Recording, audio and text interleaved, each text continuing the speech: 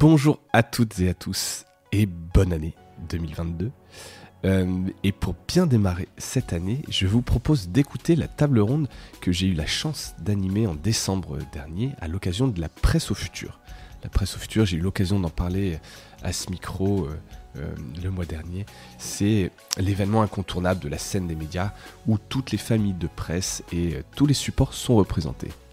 Sur cette première table ronde avec mes invités, on s'est demandé comment passer au monde sans cookie tiers, comment anticiper la fin du cookie tiers, du support du cookie tiers dans les navigateurs, tout en préservant un ciblage marketing et publicitaire. Allez, c'est parti.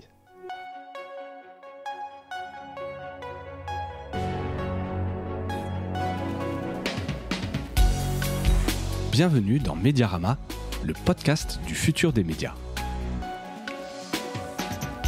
Je suis François Desfossés et chaque semaine, je rencontre des entrepreneurs, des têtes penseuses et des experts de la galaxie média. Ce podcast est proposé par Cosa Vostra, agence de conseil tech et créative. Retrouvez-nous sur cosavostra.com.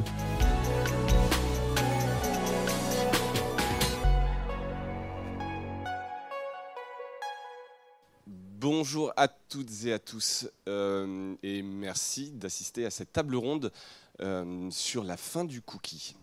Voilà, je suis François Desfossés, je suis le cofondateur de Cosa Vostra, qui est une agence digitale et cabinet de conseil avec une spécialité sur les médias, mais pas que, et par ailleurs animateur d'un podcast sur les médias qui s'appelle Mediarama, que vous pouvez écouter sur toutes les bonnes plateformes d'écoute. Ça fait un peu dans les Mac des disquaires.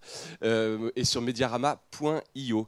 Je vais, avant de présenter ce panel de qualité, peut-être faire un petit rappel du contexte. Alors, ce n'est pas probablement pas la première conférence, atelier ou table ronde sur la fin des cookies à laquelle vous avez dû assister. C'est un sujet dont on parle depuis longtemps.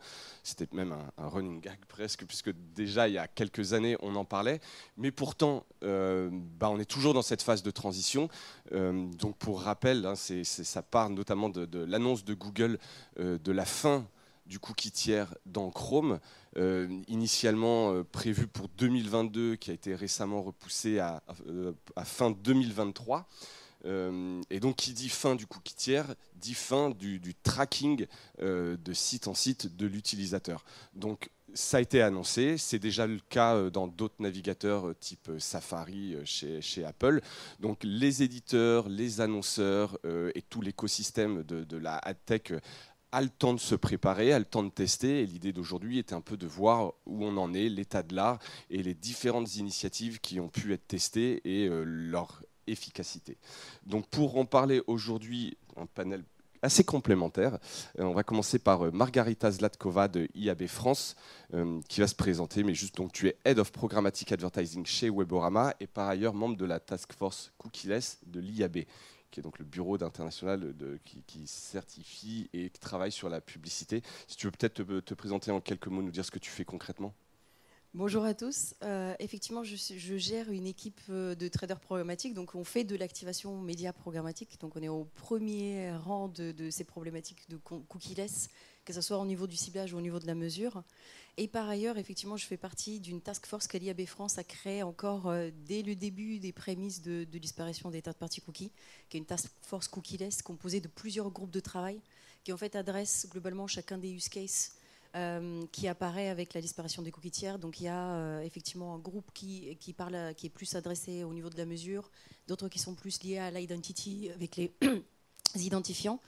Vous avez exactement la partie ciblage également aussi, ainsi que toutes les relations avec les navigateurs. Et donc on essaie effectivement de travailler sur les alternatives, les solutions du futur et en même temps de communiquer aussi avec les acteurs de marché, que ce soit effectivement au travers de l'IAB Europe et W3C avec Google et toutes les autres sociétés au sein de la Privacy Sandbox ou entre nous pour essayer d'établir les standards de demain. Marc Leprat, qui est donc le président de ViewPay, qui propose une solution de techno pour les médias et la publicité en ligne, que tu peux peut-être te présenter en quelques mots ce que vous faites chez ViewPay. Alors c'est très difficile de présenter en quelques mots ce qu'on fait chez ViewPay, mais donc oui, je suis le fondateur et cofondateur en fait de la société, et en fait moi je viens du monde de l'annonceur et j'étais pas satisfait en fait de des solutions qui m'étaient proposées. Donc du coup, en fait, on a créé, on a inventé et on a développé en fait une solution technologique qui est au service des éditeurs, qui est assez différente de ce que fait le marché, puisqu'en fait, nous, on fait de la publicité à la demande. Je suis un gros adepte de Seth Godin, si certains d'entre vous connaissent Seth Godin. J'aime à peu près tout ce qu'il dit, tout ce qu'il fait, tout ce qu'il écrit. Et il a écrit quelque chose, un bouquin en fait en 99, donc ça date de très longtemps, qui s'appelait Permission Marketing, le marketing de la permission. Et donc ViewPay en fait c'est basé sur alors ce concept-là qu'on a essayé de pousser un peu plus loin, puisque à l'époque on était à l'époque de Seth Godin en 99, on était sur l'emailing. Et donc il disait mieux vaut demander, si vous voulez que les gens lisent vos newsletters, il vaut mieux leur demander la permission de l'envoyer avant, ce qui paraît être la base, hein, mais qui n'était pas du tout la norme en 99. Hein, voilà. C'était encore un peu sauvage. Et donc nous on a poussé ça un petit peu plus loin en disant en fait il faut faire la même chose sur la partie publicitaire, et donc la publicité doit être à la demande. Donc du coup ViewPay a développé une solution qu'on appelle d'advert payment. Donc c'est un mot valise qui contient advertising et payment. Du point de vue de l'utilisateur, en fait, il le voit comme un système de micro-paiement qui est basé sur le fait de regarder une vidéo publicitaire de manière volontaire et pas de manière forcée. Et c'est une publicité qu'il va choisir en plus. Donc on y reviendra, je pense, je ne vais pas trop m'étendre. Oui, tu auras l'occasion probablement d'un peu expliquer au cours des questions. Et donc à ta gauche, Thomas Zarouba de Kantar, tu es CDO de Media by Kantar. Qui est donc... Tout à fait, donc la division média du groupe Kantar en France.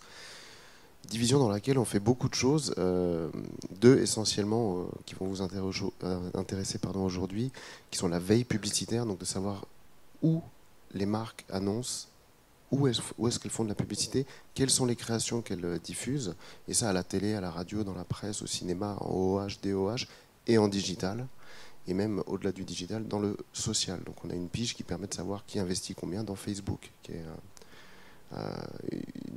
wall garden, comme on dit en français, un jardin clos. Du coup, c'est très intéressant pour nous d'être à l'arrivée donc du côté utilisateur pour bien comprendre comment les publicités lui sont adressées. Et de l'autre côté, on a un panel qui s'appelle TGI, qui est un panel de plus de 15 000 Français de 15 ans et plus, où on sait à peu près tout ce qu'ils font, ce qu'ils mangent, ce qu'ils pensent, leurs attitudes, leurs opinions. Et ça, c'est des choses derrière qu'on modélise avec des partenaires comme LiveRamp ou d'autres justement qui sont déjà au-delà du cookie comme CearData, qui permettent donc de faire du prédictif et grâce à des patterns d'aller chercher des utilisateurs à partir du moment évidemment ils ont le consentement éclairé. Exactement, merci Thomas. Et enfin, notre dernier invité et participant, Jérémy Parola, qui est directeur des activités numériques de Reworld Media. Est-ce que tu veux nous dire peut-être rapidement, pour ceux qui ne connaissent pas Reworld Media, et donc notamment, enfin tu vas le dire, mais beaucoup de médias qui reposent sur des revenus publicitaires, donc forcément concernés en direct par cette thématique de la fin du cookie. Bonjour à tous. Donc effectivement, Reworld Media a la petite spécificité, enfin plusieurs spécificités, mais en tout cas on a la spécificité d'avoir un pied dans deux mondes différents qui utilisent beaucoup de data. D'un côté, le monde des médias, puisqu'on est éditeur d'une 50aine de médias thématiques. Alors, la notion de thématique, elle est importante, puisqu'on parlera peut-être des produits de substitution. Et la notion de contexte est une notion qui revient en force quand elle est travaillée de manière un petit peu différente de ce qui était fait au début des années 2000. Et donc, du coup, ça fait partie de nos nombreux sujets. Donc, nous, effectivement, on vit de la monétisation publicitaire en grande partie. Il y a plein d'autres modèles économiques, mais celui-là est un modèle économique fort et il consomme énormément de data. Et de l'autre côté, on est un groupe de marketing digital, puisqu'on offre à nos différents clients et partenaires des solutions de marketing digital qui vont de l'affiliation, puisque dans le groupe Reworld Media, vous avez une société d'affiliation qui s'appelle TradeDoubleur. TradeDoubleur est présent partout en Europe et utilise beaucoup de data, puisque notre travail, c'est d'attribuer la valeur d'un acte d'achat e-commerçant à un canal d'acquisition. Donc pour ça, il faut des cookies, il faut de la data. Il y a d'autres solutions qui existent. Et également, on a un pied dans tout ce qui touche à la monétisation de data, que ce soit de l'emailing, de la collecte de leads, du web push notification, etc., qui sont des bons produits de substitution, qui font un peu vieillot quand on en parle, quand on parle d'email, etc.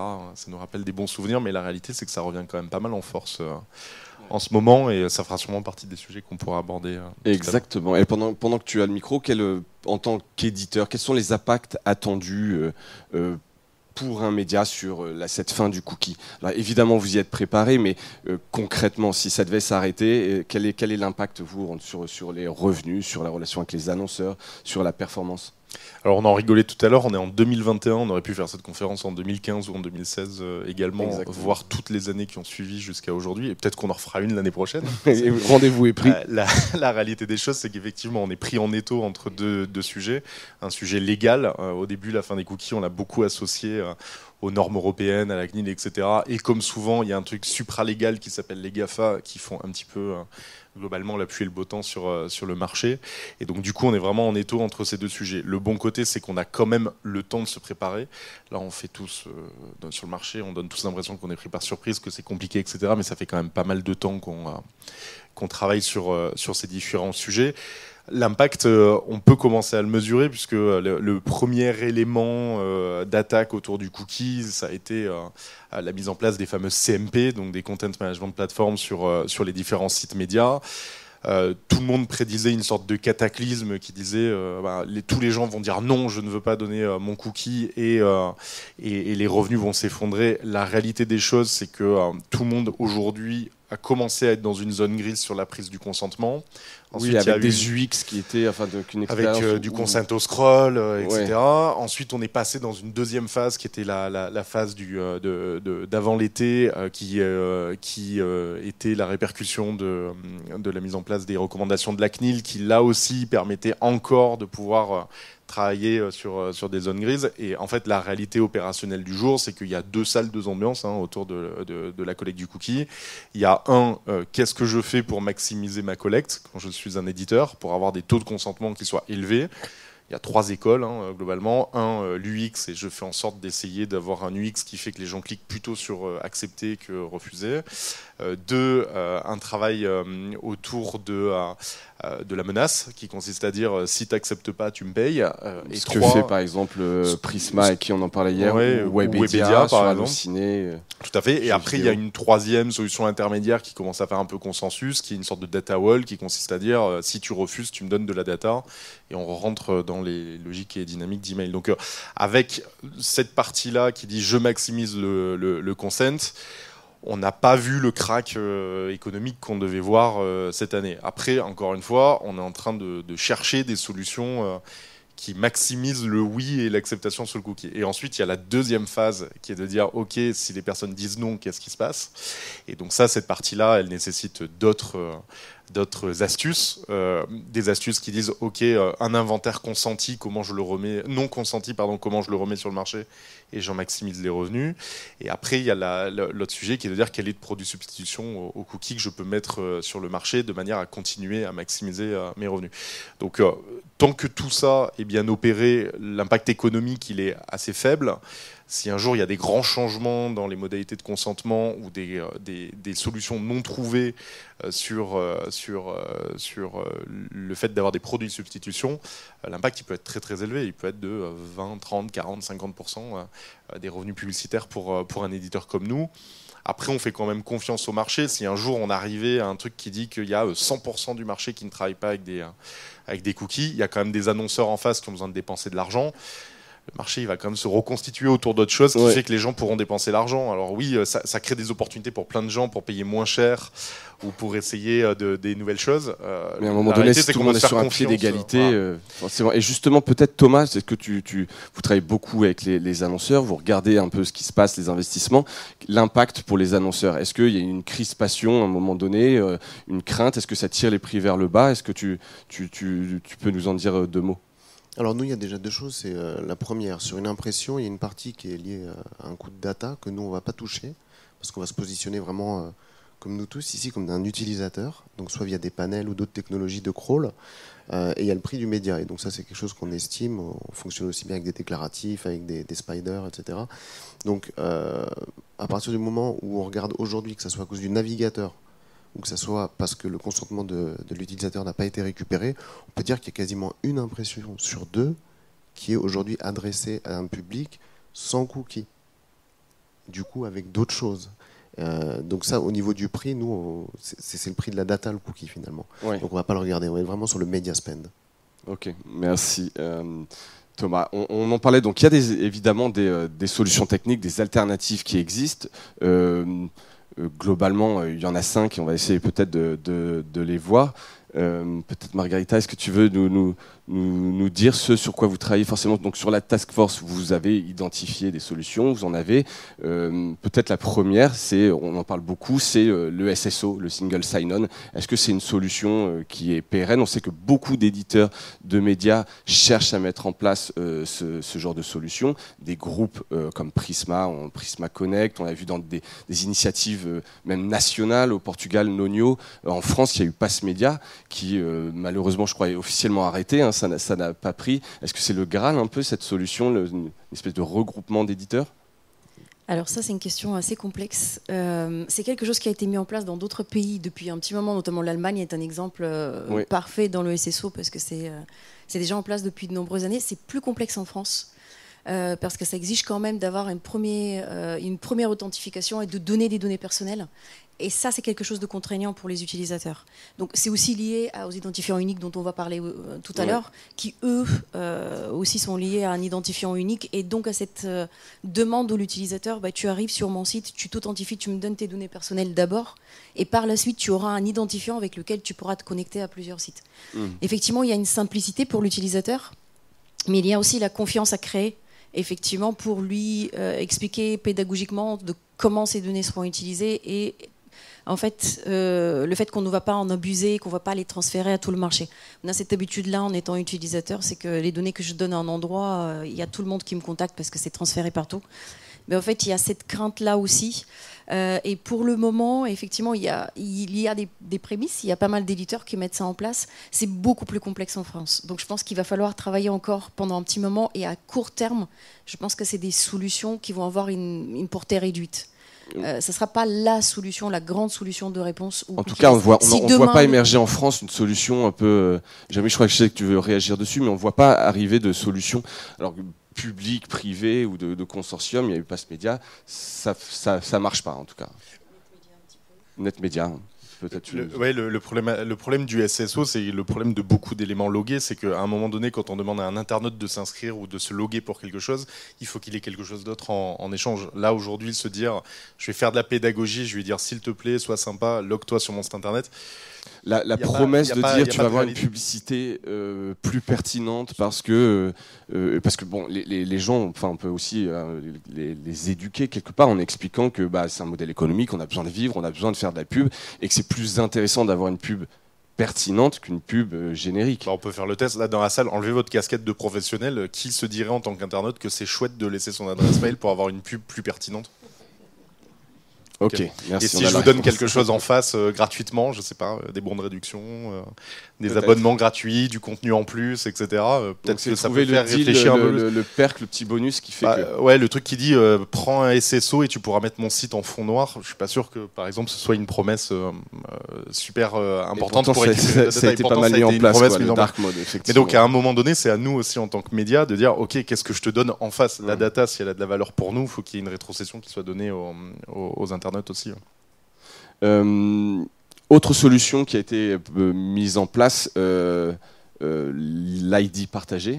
Donc, est-ce que peut-être, Margarita, c'est un sujet que tu connais bien aussi, tu peux nous en dire et peut-être expliquer un peu le principe, la différence entre l'ID partagé et le SSO? Alors, l'ID partagé, en fait, a été pendant très très très longtemps annoncé comme le successeur du cookie.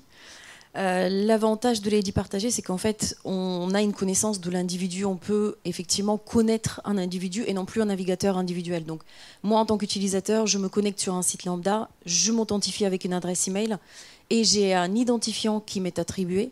Cet identifiant, par la suite, est communiqué à toute la chaîne publicitaire. Et effectivement, si je me connecte ailleurs avec cette même adresse email, je serai reconnue comme étant la même personne. Et ça permet un ciblage effectivement publicitaire beaucoup plus fin au niveau de l'individu et une mesure qui reste disponible en cross-device, en cross-site, en cross-levier. On sort juste du web. On garde cette promesse que nous a donné le cookie du 100% user-centric. Il y a quand même des limites parce qu'on entre encore, et on a en parlé avec Jérémy, on revient à la même chose, c'est du trafic authentifié. Donc premièrement, il faut un consentement. Donc déjà la partie importante. Et deuxièmement, il faut obtenir les adresses email. Principalement, c'est basé sur des adresses email ou effectivement des numéros de téléphone. Donc il faut obtenir les données personnelles.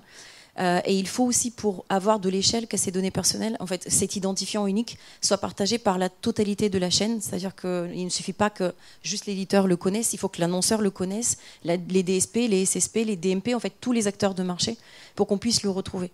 Actuellement, en France, il y a plus d'une vingtaine de solutions d'identifiants uniques. Donc, c'est des providers privés, des sociétés qui proposent ces identifiants uniques. Et il y a une version qui est open source, qui a été initiée, Unified ID 2.0, qui a été initiée par The Trade Desk et qui a été reprise par Prebit.js au niveau du marché.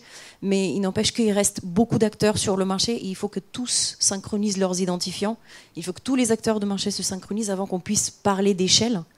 Et la différence avec le SSO, justement, c'est que le single sign-on, en fait, est plutôt côté utilisateur. On permet à l'utilisateur, avec un identifiant lambda, de s'identifier sur plusieurs sites sans devoir à chaque fois créer des comptes.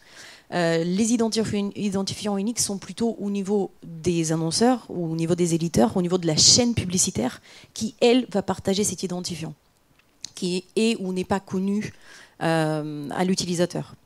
Donc voilà la différence entre ces deux technologies, effectivement.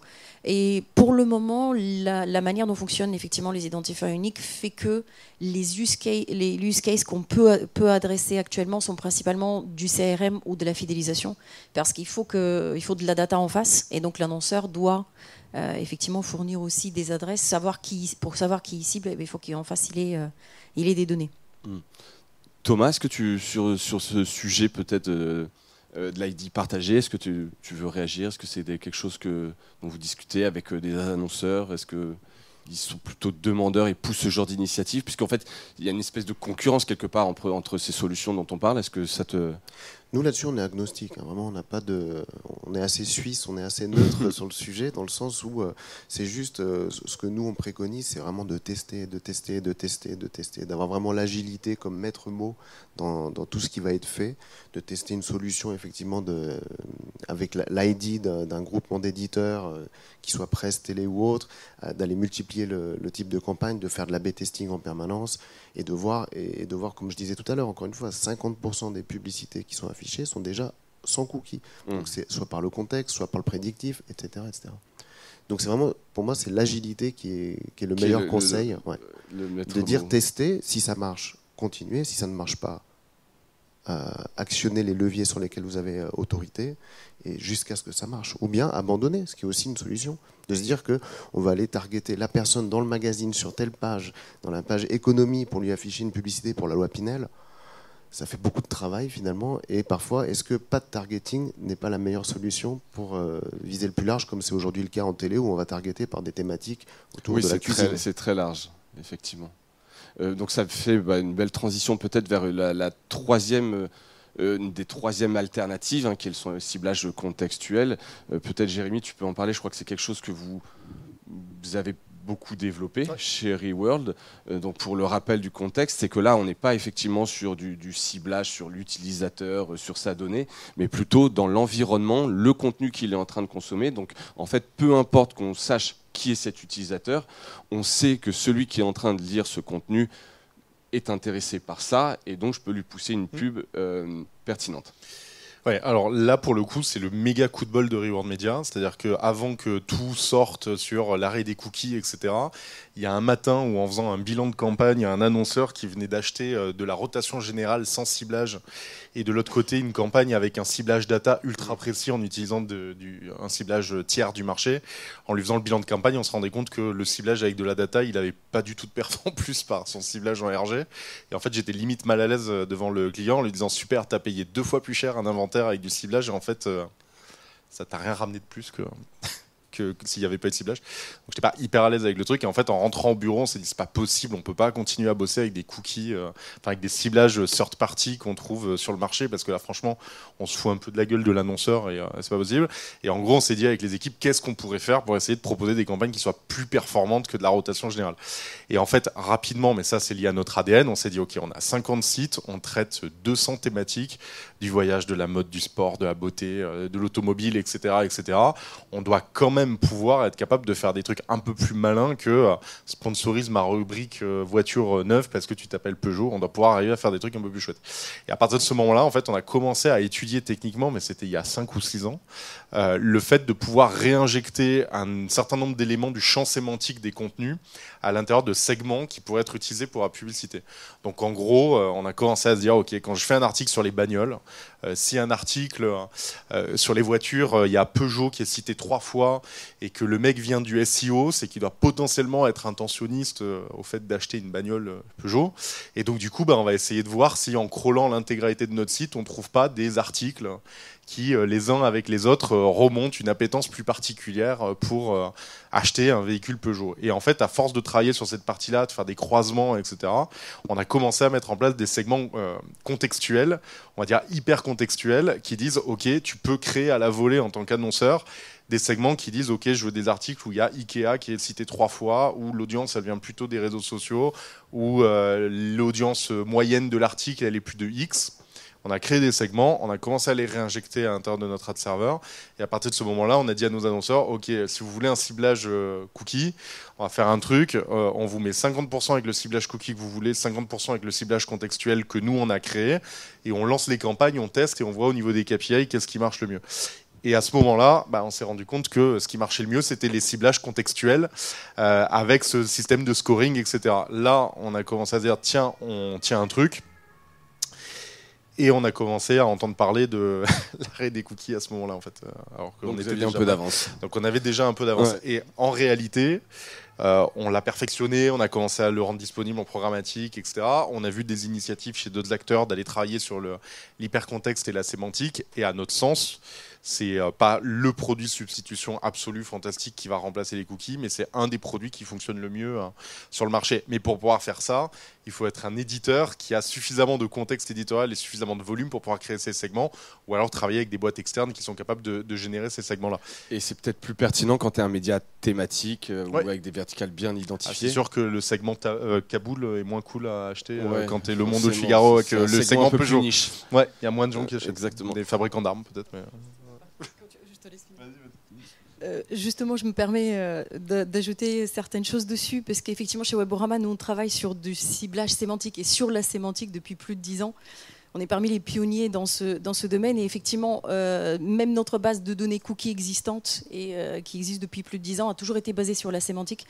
Et le fait de partir du principe « dis-moi ce que tu lis et je te dirai qui tu es », et pour nous aussi semble beaucoup plus pertinent, alors pas d'un point de vue éditeur, mais plutôt d'un point de vue effectivement base de données et côté acheteur, nous semble beaucoup plus pertinent que de suivre effectivement chaque action d'un utilisateur via le cookie. Après, il y a effectivement plusieurs manières de faire ça, et justement je fais cet aparté parce que Jérémy parlait de la sémantique, qui est effectivement une manière différente de faire du ciblage contextuel. On ne va pas s'intéresser aux mots-clés qui se trouvent dans les textes, mais plutôt à leurs relations. Donc Jérémy, toi tu parlais du fait c'est pas que juste parce qu'il y a ce mot-là, une marque, que le sens derrière sera effectivement celui-ci. Donc par exemple, il y a un exemple que je donne assez souvent, Didier Deschamps après le dernier mondial, ne me demandez pas quand c'était parce que je suis très mauvaise en foot, mais avait publié un article qui était sorti dans e-marketing ou dans Marketing, dans lequel il expliquait comment il gérait son équipe de millennials. Typiquement, tous les 2 mots sont foot et sport.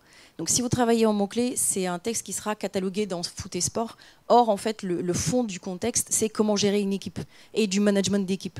Donc effectivement, la sémantique, elle est capable de savoir, d'aller à cette profondeur-là. Elle est capable de savoir qu'un article parle de consommation, et pas juste de consommation de n'importe quoi, mais de consommation zéro déchet en particulier.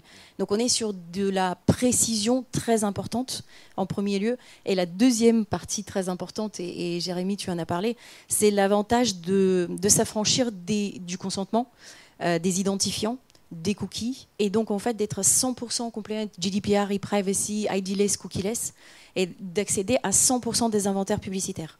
Et ça, effectivement, côté annonceur, ça donne de l'échelle.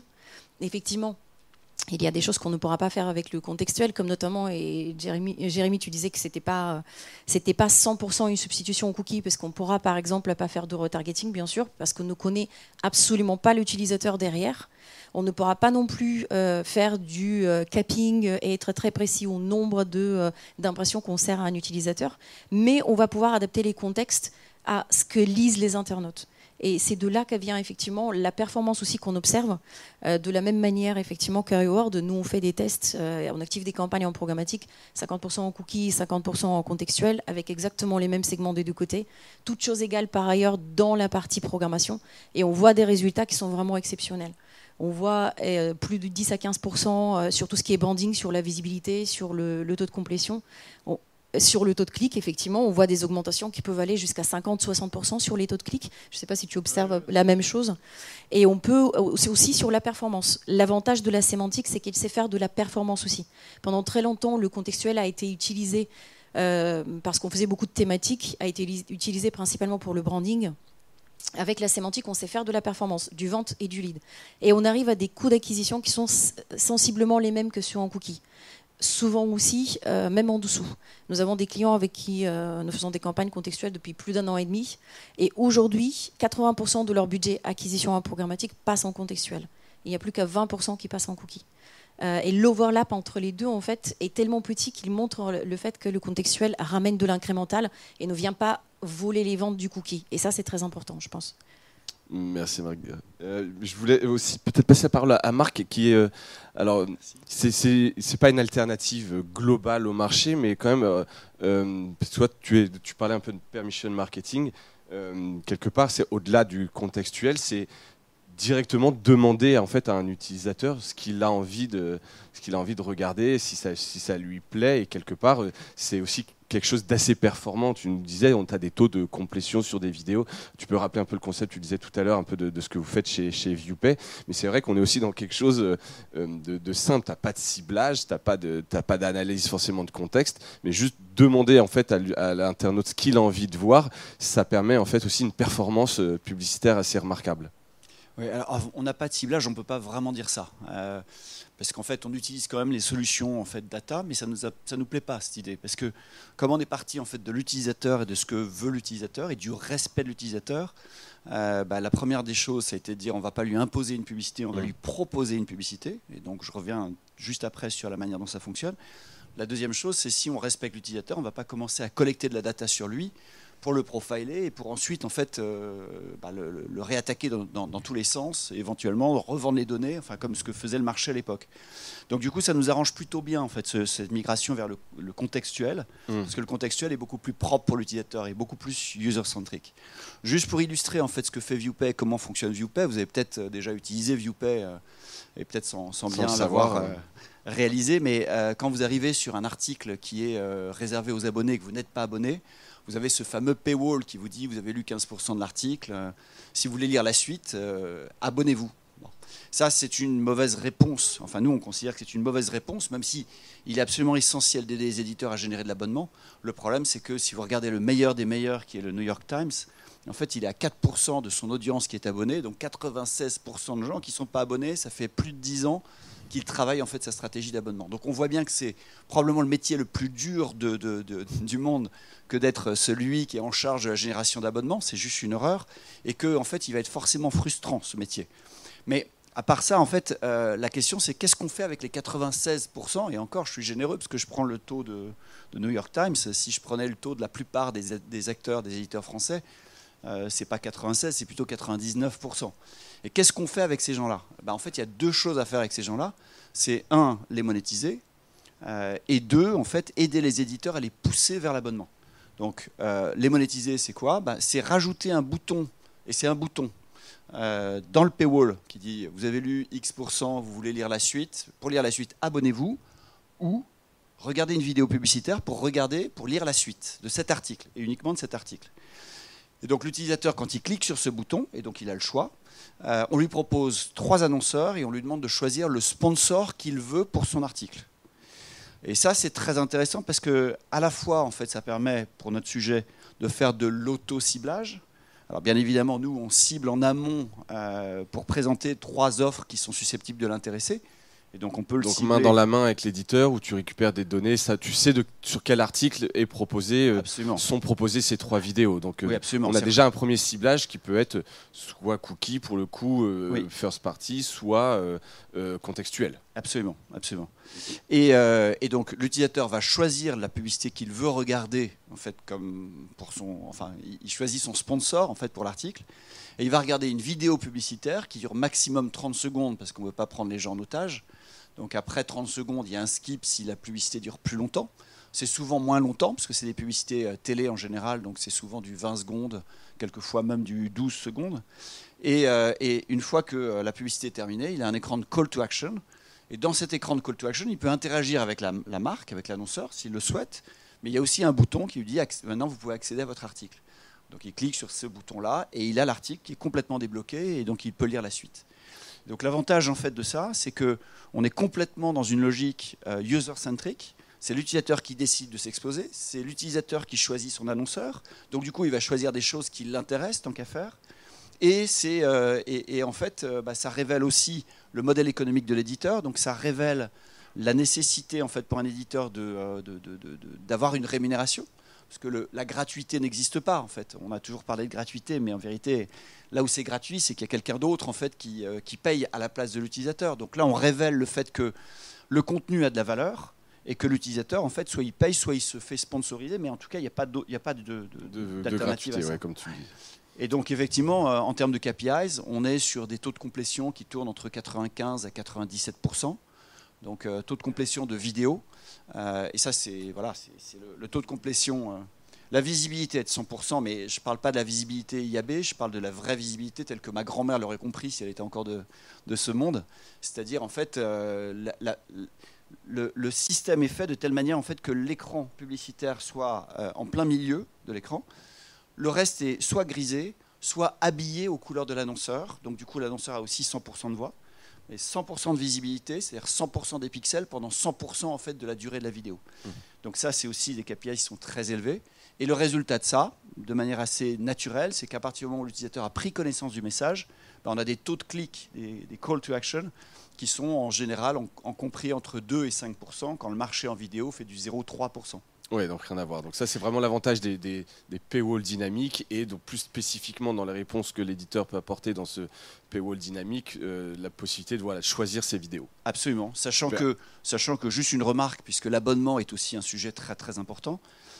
Si je vais chez un concessionnaire parce que je veux acheter une voiture et je dis au concessionnaire je voudrais acheter cette voiture et que le concessionnaire me dit d'abord vous l'achetez et puis après vous laisserez, je ne vais pas l'acheter en fait, je vais changer de concessionnaire. C'est ce que font les gens, 57% des gens qui arrivent sur un paywall qui est strict, on leur propose uniquement l'abonnement, s'en vont puisque je vous l'ai dit 96% en fait, des lecteurs du New York Times ne s'abonnent pas.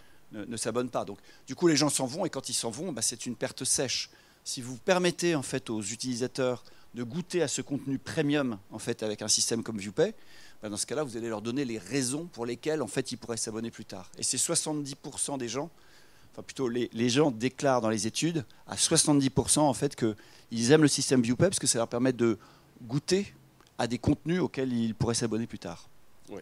Et puis donc à l'éditeur quand même de montrer la qualité aussi de son contenu et quelque part d'avoir une nouvelle chance plus tard de reproposer l'abonnement. C'est ça, parce qu'en l'occurrence en fait la génération d'abonnements est quelque chose qui est très dur. Je ne vais pas m'étendre dessus. Oui, parce que c'est pas le sujet sur l'abonnement effectivement. Mais si vous voulez venir nous voir en fait sur le stand 25 en bas, on vous expliquera comment en fait on aide les éditeurs à générer de l'abonnement. Merci Marc. Dernière initiative et pas des moindres évidemment, c'est celle de Google. La fameuse Privacy Sandbox. Où en est-on? Peut-être Margarita, tu peux nous dire, puisque je pense que tu suis ça de près. Peut-être rappeler que donc c'est un projet chez Google qui vise donc aussi à proposer leur solution post-cookie. Donc il y a plusieurs branches dans Privacy Sandbox, dont Flock qui est sur l'analyse de cohorte. On en est où? Qu'est-ce qui sort et voilà, est-ce que c'est en compétition avec les initiatives dont on vient de parler? Alors effectivement, oui, le projet de Google, en fait, c'est une initiative qui vise à remplacer les cookies tiers par d'autres solutions viables au travers justement des API. Donc notamment, effectivement, oui, il y en a plusieurs. Globalement, il y a une API qui répond à un use case. Donc vous avez effectivement les Flock qui répondent au use case ciblage. Vous avez les Fledge qui répondent au use case retargeting et tout un tas d'autres oiseaux chez Google, effectivement aussi. Il y a également aussi tous les API de mesure, puisqu'on a parlé beaucoup effectivement du ciblage en termes de cookie-less, mais on a un peu moins parlé de la mesure et il est tout aussi impacté, voire beaucoup plus impacté que le ciblage. Parce que du ciblage, effectivement, au final, le contextuel est là, on pourra le faire même si on n'avait pas d'autres solutions. La mesure, par contre, est beaucoup plus complexe. Donc, effectivement, avec la Privacy Sandbox et au travers de ces API, Google vise en fait à trouver des solutions viables à chacun de ces use cases au travers d'une consultation en fait globalement publique, puisque le projet a été repris par le W3C. Effectivement, toutes les entreprises peuvent participer et plusieurs entreprises françaises, dont effectivement nous chez Weborama, ils participent avec des propositions. Et effectivement, alors où sommes-nous ? Alors, nous en sommes à une première version des flocs qui ont été testés en Origin Trial. Donc, les Origin Trial, c'est vraiment des versions très, très bêta qui ont été testées par quelques sociétés aux États-Unis, avec des résultats qui sont plutôt intéressants, mais sur des volumes trop petits d'inventaire pour qu'on puisse généraliser effectivement les résultats de ces premiers tests. Donc il y a une nouvelle version des flocs qui va sortir bientôt, normalement en début d'année prochaine, qui est les flocs 2.0, qui est une version améliorée suite à ces premières Origin Trial.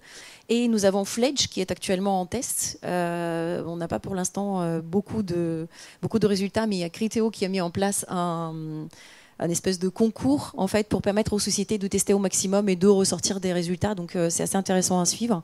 Et il y a une partie des Measurement API qui est également aussi dans les premières Origin Trial, notamment donc en fait il y a deux typologies de reporting. Les event reports qui sont eux en fait la possibilité d'avoir l'information sur un clic ou une impression reliée à une conversion. Et donc c'est eux qui sont rentrés en test actuellement. Donc on attend les premiers résultats avec beaucoup d'impatience. Et les aggregate reports qui, eux, donnent plutôt plus d'informations sur la conversion, mais elles seules, sans la relier à d'autres événements. Et eux, ils sont plutôt, devraient arriver en début d'année prochaine, sont prévus effectivement. Si vous avez besoin de plus d'informations sur la timeline, Google a sorti un site qui s'appelle privacysandbox.com dans lequel vous avez la timeline. C'est intéressant de la suivre parce qu'elle évolue au fur et à mesure. Effectivement, donc nous en sommes là. Les avantages, effectivement, sont, comme on le disait, Google représente, en fait, Chrome représente plus de 60% des internautes sur le web. Donc, effectivement, le fait de pouvoir les agréger en cohorte nous donne cette possibilité de continuer à les cibler et de continuer à mesurer grâce à ces API. Le désavantage, c'est qu'on ne pourra plus parler à des individus, on parlera à des agrégats, en fait, à des données agrégées, des navigateurs qui vont avoir la même navigation dans les, par exemple, 7 derniers jours. Ils vont tous être regroupés dans un segment d'audience, et c'est ce segment-là que nous allons adresser, et nous n'aurons plus aucune connaissance, effectivement, de ces internautes.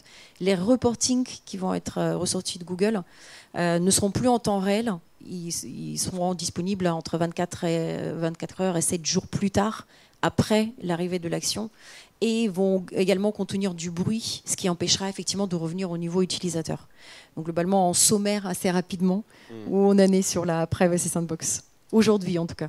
Jérémy, chez Reworld, vous regardez un peu ces solutions, vous testez, vous avez nommé en interne des experts pour participer. Est-ce qu'il n'y a pas la crainte toujours de se dire c'est des solutions développées par Google? Alors j'imagine qu'ils doivent être assez prudents là-dessus, mais il n'y a pas une crainte de se dire c'est encore une mainmise de Google sur ces technos, c'est leurs API? On peut se dire ça. On peut se dire ça, et après on peut se dire aussi que sans prendre Google pour une entreprise de philanthrope, qu'à un moment donné, ils sont peut-être les mieux placés pour arriver à résoudre les problèmes. J'allais dire qu'ils ont créé, c'est pas la réalité, c'est une tendance globale du marché, mais à un moment donné, il y a un petit côté pompier pyromane qui est toujours un peu bizarre. Je lance un truc et je trouve la solution. Mais une fois qu'on a passé cet acte philosophique et intellectuel qui est un petit peu compliqué, effectivement, ils sont toujours un peu les mieux placés pour essayer de trouver des solutions. Donc oui, on teste toutes les solutions. Dès qu'on peut faire partie de bêta, on fait en sorte de faire partie de bêta. Maintenant, et c'était bien d'aborder le sujet, on a beaucoup parlé de ciblage, mais le sujet de la contribution et de l'attribution dans le e-commerce et de l'analytique est un sujet, à mon sens, encore plus énorme que le sujet du ciblage pour le marché. Et aujourd'hui, l'analyse des cohortes, on est content d'y aller puisque ça a été la technologie qui a été développée par TradeDoubler il y a quelques années pour être capable de dire que dans la chaîne d'attribution de valeur d'une vente, il n'y avait pas que le dernier clic qui comptait, mais qu'il y avait des choses avant qui se passaient. Donc ça fait partie des sujets qui sont intéressants. Après, on est très attentif à ce qui se passe sur cette partie tracking de la partie performance, puisque en fait, là, on est quand même globalement en train d'ouvrir la porte à ce qu'on appelle le last click et identifier dans le monde de la performance que la vente ne peut être qu'attribuée qu'au clic précédent la vente qui a été réalisée. Et ça rend quand même notre marché publicitaire assez bancal puisque c'est pas la réalité opérationnelle. Aujourd'hui, ce qui déclenche un acte d'achat, c'est pas uniquement le dernier clic avant cet acte d'achat, et les cookies étaient assez pratiques pour ça, pour être capable de dire qu'il n'y avait pas que le retargeting et le SIA dans la vie, mais qu'il y avait aussi un certain nombre de choses qui faisaient que quand on voyait une publicité avec des systèmes de cookies qui duraient une certaine durée, on pouvait attribuer une partie de la valeur de la vente à des médias, etc. Et là, ça pose vraiment un vrai sujet. On est plus attentif sur cette partie-là, pour être tout à fait honnête, que sur la partie du ciblage, où en réalité, l'avenir du ciblage, je crois qu'on l'a un peu tous en tête, hein, c'est du contextuel. À partir du moment où le contextuel a été achetable en programmatique, le contextuel a été tamponné comme étant une solution disponible. Les sujets d'ID, que je regroupe un peu dans le sujet sandbox, il y a un acteur qui va émerger, qui va faire la norme, et on va y aller. Et après, il va y avoir le bon vieux retour du ciblage marketing à l'adresse mail, au numéro de téléphone. Et c'est l'enjeu de tout le monde d'essayer d'en collecter un maximum pour pouvoir y arriver. Le sujet de l'attribution, il est quand même beaucoup plus compliqué. Et donc, qu'est-ce que vous faites là-dessus? Parce qu'effectivement, c'est une perte de valeur quelque part que vous, éditeurs, vous avez participé à cet acte de conversion, mais pas directement à la fin.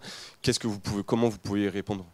En tout cas, nous, en tant que groupe média qui a un pied dans la diffusion publicitaire et le suivi de la conversion, on insiste très fortement sur ces sujets de cohorte pour être capable de garder non pas des informations sur une personne, mais sur une chaîne de clics, pour être capable de montrer à des clients qui ont fait des ventes que dans leur chaîne de clics, quand 3 clics avant la vente, il y a un influenceur ou qu'il y a un petit blog ou qu'il y a un petit site média qui est toujours là dans la chaîne avant la transformation, ce mec-là, il faut trouver un moyen de le rémunérer pour qu'il ne sorte pas de la chaîne de valeur. Donc ça, c'est vraiment notre enjeu de dire on va analyser des cohortes, des chaînes de clics. Je suis désolé, c'est peut-être un peu technique, mais de manière à identifier que chaque acteur dans la chaîne de clics, avant que la vente soit générée, a une valeur et doit rester dans cette logique-là, puisque ce qui nous pend au nez, effectivement, c'est cette partie qui dit en fait seul le last click, c'est-à-dire le dernier clic avant la vente, va être pris en compte. Et ça, à mon sens, c'est la plus grosse menace qui pèse sur les médias, beaucoup plus que sur le ciblage, pour la simple et bonne raison qu'en tant que média, et notamment dans un environnement post-Covid où tous les annonceurs ont identifié que la performance était un point important, ne pas être capable de défendre le rôle qu'on a dans la chaîne de valeur au niveau de l'acte d'achat, c'est clairement un truc qui va nous sortir du game à un moment donné, parce qu'à un moment, quand tous les annonceurs vont dire en fait vous êtes cool, mais en fait vous ne me générez pas de vente, je caricature parce qu'il y a encore du branding, il y a encore de la notoriété, etc. Mais le jour où on n'est plus en mesure de se défendre et de définir qu'on a participé à l'acte de vente, et c'est pas que des études ou des post-tests ou ce genre de choses sur les campagnes qui vont le générer, c'est qu'il faut être capable de le montrer de manière chiffrée, et pour être capable de le montrer de manière chiffrée, il faut se battre pour que le last click, ça soit pas la norme, quoi. Et ça, c'est un point découlant de la logique de cookies, qui à mon avis peut-être, alors pas au niveau de l'IAB, parce que je pense que les équipes savent que c'est quelque chose d'important, parce qu'il y a des acteurs comme Criteo qui sont très actifs aussi sur cette partie-là, mais le fait de sortir par l'intermédiaire du cookie les médias de la chaîne de valeur, c'est quelque chose d'un peu problématique. Donc c'est plus là-dessus qu'on se concentre. Okay. Merci Jérémy. On arrive sur un peu la dernière question, un peu sur les évolutions. Peut-être Thomas, si tu veux, sur ces questions d'attribution, tu vois, comme vous suivez donc, les annonceurs en dehors même du pur web applicatif. Pour toi, c'est cette notion un peu dans la télévision, par exemple, tu le disais, on est sur des pubs génériques, ça posait pas vraiment de problème. Le marché est là, les annonceurs investissent. Pour toi, c'est un vrai sujet? Le sujet de l'attribution? Ouais. C'est évidemment un sujet, c'est pour ramener en fait à chaque vente le chemin, le parcours et du coup la quantité d'investissement qui a été nécessaire pour faire comme pour générer cette vente. Donc ça c'est hyper intéressant, mais c'est là où nous on va fournir des dashboards, des tableaux de bord d'investissement, que ce soit pour une marque ou pour ses concurrents, et ensuite à elle de faire le travail. C'est-à-dire que nous on va amener tous les ingrédients sur la table, mais on n'est pas le chef cuisinier. Oui, c'est à eux de s'en emparer, mais vous fournissez cette techno de reporting qui permet en fait de mesurer ça. Absolument, et du coup, ça permet de reconstituer le media planning national, que ce soit au niveau national télé, mais aussi au niveau local, si c'est sur de l'affichage dans les villes, par exemple. Ça, c'est également la dernière fois qu'on a vu une publicité, peut-être sur un rond-point, on est allé acheter un produit qui est en promotion chez tel ou tel hypermarché. Ça, c'est très difficile à mesurer, néanmoins. Clairement, parce que là, il n'y a pas de data, c'est quelque chose Alors, il y a des solutions qui voient le jour aujourd'hui, sur le Drive to Store, qui est fameuse conversion. Moi, mon objectif, c'est d'amener une personne dans la boutique. Et ensuite, dans la boutique, il y a une autre un autre travail qui va être fait sur comment driver la personne sur le produit ou la gamme de produits et ensuite faire en sorte que cette personne considère puis achète et reparte avec le produit si c'est un produit consommation courante. Pour un véhicule, ça va être autrement scénarisé. Mais par rapport à ces sujets-là, s'il y a une chose que je garde vraiment et que j'ai envie qu'on se rappelle, c'est tous les outils qu'on a aujourd'hui sont absolument fantastiques par rapport aux années de la télé. Ça, ouais, c'est important de le rappeler quand même. On en a peut-être même trop fait quelque part. Et c'est là où je veux en venir. C'est qu'on a des outils qui permettent de faire de la microchirurgie de la main au microscope avec un robot et à distance, si on veut, avec un bon VPN. Potentiellement, c'est ce qui se passe en médecine. On a le même type d'outils pour faire en sorte que des êtres humains achètent un service ou un bien. Ce que je veux dire, c'est donc prendre du recul, c'est ça le secret. C'est-à-dire qu'on a beau avoir cette palette d'outils, parfois, un peu de créativité et de simplicité. Et du coup, cette contrainte qui est la fin du cookie, qu'on attend tous depuis très longtemps et qui a été reportée jusqu'à la fin 2023, finalement, cette contrainte, pour moi, c'est comme toute contrainte, elle permet de générer de la créativité. Sous la contrainte, on est beaucoup plus créatif. Et c'est là où les stratèges médias vont devoir redoubler d'efforts et de concentration. Parce qu'encore une fois, si je reprends l'image des ingrédients, on ne va pas avoir la même stratégie pour faire une entrée qu'un plat, qu'un entremets, qu'un dessert. En fait, quel est l'objectif final? C'est vraiment de se reposer cette question toujours avec l'annonceur. Qu'est-ce que tu veux faire aujourd'hui? Je veux faire connaître mon service, je veux faire de l'acquisition, je veux faire de la fidélisation. Comment est-ce que je peux dédupliquer? Moi, il y a un truc qui m'insupporte, c'est que je suis client d'une banque depuis plusieurs années, une banque en ligne, et elle continue de me targeter en me disant « venez ouvrir un compte chez moi ». Aujourd'hui, nos outils permettent de ne pas faire ça. Donc, encore une fois, la créativité. Et quand Jérémy parlait justement des campagnes qui étaient targetées avec des cookies tiers et qui avaient moins de performance, alors peut-être sur certains aspects, il y avait moins de performance, peut-être sur d'autres, il y avait le fait de ne pas avoir soumis une publicité à un internaute parce qu'il n'était pas concerné. Je prends un exemple, c'est, moi, j'ai pas d'animal de compagnie. Depuis que je vais sur Internet, j'ai jamais vu une publicité pour Whiskas ou pour un produit comme ça. Donc, ça, c'est le bienfait du targeting, c'est que je suis pas dans les segments. Ça, c'est la première chose. Alors que quand j'étais plus jeune, quand on regardait la télé, je voyais des produits pour l'hygiène intime, j'étais pas concerné. Pourtant, je voyais ces publicités. Donc voilà, c'est ça le message, c'est de vraiment dire, soyons créatifs encore plus et redoublons d'efforts en termes de créativité, parce que ces contraintes nous permettent de créer, de vraiment faire ce nouveau chemin, qui est le chemin du succès pour vendre mieux des produits, tout en responsabilisant avec des solutions comme celle de Marc, l'utilisateur qu'on le rend responsable en termes de consommation média et donc de choisir comment est-ce qu'il va rémunérer le journaliste qui est derrière, qui lui écrit l'article qu'il est en train de lire. Un peu, effectivement. Mais écoute, je pense qu'on restera sur ces belles paroles pour conclure la table ronde, un peu de créativité de la part des médias et des annonceurs. Merci à toutes et à tous. Vous avez peut-être une question pour un des intervenants? Bravo pour la conférence. Je voulais savoir si vous avez des comparatifs avec les autres pays, notamment... Sur l'avancement des solutions, des alternatives, sur la performance? Exactement, les bonnes pratiques actuelles dans d'autres pays par rapport à la France. Quelles sont les innovations, la créativité dont vous parlez tout à l'heure? Est-ce que vous faites de la veille sur d'autres pays? Alors peut-être Margarita, qui toi, à l'IAB, c'est justement votre sujet, tu peux peut-être répondre à cette question. Où en est la France?